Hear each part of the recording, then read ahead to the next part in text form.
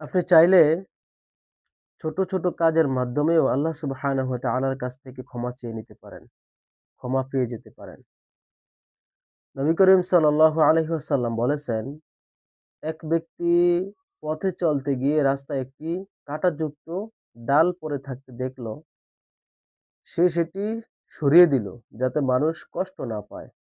আল্লাহ তাআলা তার এই সামান্য ছোট ভালো কাজ দেখে এটাকে পছন্দ করে আল্লাহ সুবহানাহু ওয়া তাআলা তাকে ক্ষমা করে দিলেন।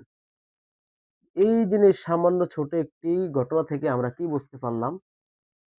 এটা থেকে আমাদের শিক্ষণীয় ঘটনা হচ্ছে যে এই ঘটনা শেখায় ছোট মনে হওয়া ভালো কাজও আল্লাহ সুবহানাহু ওয়া তাআলার কাছে অত্যন্ত মূল্যবান।